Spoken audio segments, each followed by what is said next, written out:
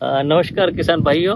सोया संवाद में आज हम बात करेंगे श्री लालचंद मकवाना जी से।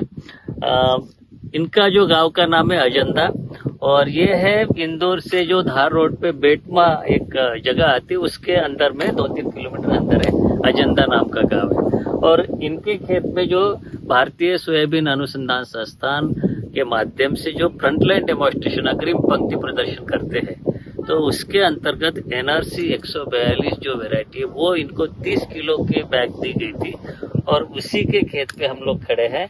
और इस समय पे जो फसल की स्थिति आप देख रहे हैं, फूल आने की अवस्था में, और मैं इसे देखने आया था और इससे जस्ट चर्चा कर रहा था कि फसल की कंडीशन कैसी है। थोड़ा सा मुझे लग रहा है कि थोड़ी सी घनी हो गई है सोयाबीन की फसल, लेकिन इनका कहना है ये इन्हीं से जानते हैं कि ये जो NRC 142 आपको 30 किलो का बीज मिला था, तो इससे पहले आप कौन सी वैरायटी लगाते थे और अब ये जो लगाए इसमें क्या अंतर देख रहे हैं? इसमें अंतर साहब ये है कि इसका जर्मिनेशन बहुत शानदार है। ये हमारी जमीन में जर्मिनेशन बहुत कम आता है। अच्छा। और इसका बहुत जोरदार है, इसको जितना डाला 100 का 100 ही हुआ है। अच्छा। इसका जर्मिनेशन बहुत शानदार है और बहुत जोरदार वैरायटी है हमारी जमीन के लिए। अच्छा। और ये जो ग्रोथ आप देख रहे हैं, इतना बढ़वा वगैरह जो फसल अगर पीछे तक देखे बहुत सुंदर दृश्य दिखता है।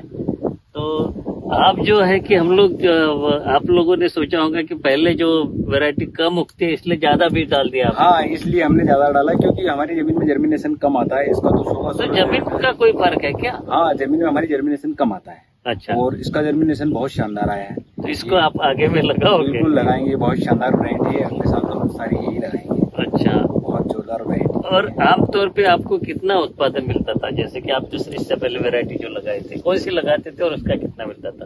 दूसरी वैरायटी लगाई थी हमने 55-59, जिनका रिजल्ट हमको बहुत कम मिला था। 3-4 क्विंटल बीघे की बैठ रही थी, और इसका रिजल्ट हमारे शानदार लगा। पिछले साल भी सुना था इसका 6 से 7 क्विंटल बीघा तक की बैठी है ये सब वैरायटी। तो आप आशा करते हैं कि इस साल आपको उत्पादन मिल जाएगा? बिल्कुल मिलेगा। यही वैरायटी के हिसाब से तो बिल्कुल हमको यही उत्पादन। कितने दिन की फसल हो गई लगभग?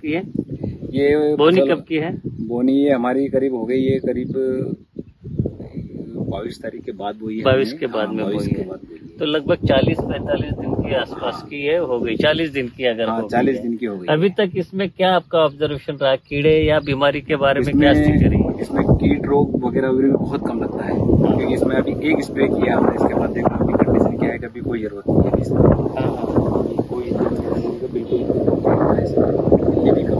कोई छिड़काव किया है आपने अभी तक इसमें? एक किया, ये डोज किया इसमें।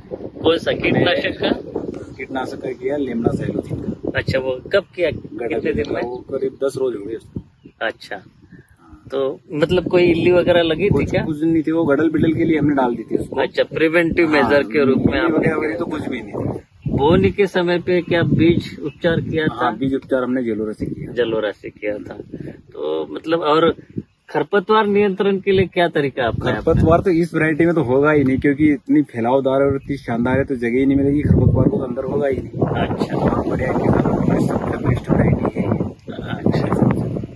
आप इस वैरायटी से खुश हैं? बहुत संतुष्ट। और आपको अगर लगता है कि पिछले 55-60 का 3-4 मिलता था, 6-7 अगर मिलेगा उत्पादन, तो बाकी हमारे जो दर्शक है जो कि बीघा के हिसाब से समझते नहीं, तो 6 या 7, अगर 6 भी अगर मान लीजिए कि प्रति बीघा अगर लेते हैं तो 6-24, मतलब 25 से 30 क्विंटल प्रति हेक्टर उत्पादन इनके मिलने की संभावना ये मानते हैं।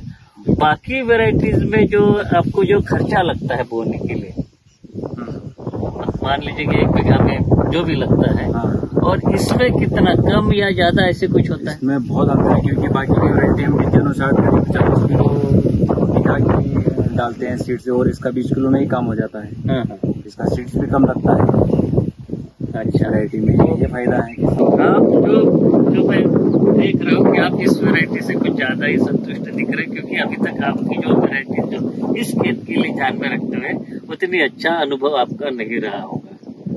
हाँ बिल्कुल, क्योंकि इस खेत में तो पहली बात तो हाइट भी लेती सोयाबीन तो हाइट भी अच्छी शानदार हो रही है।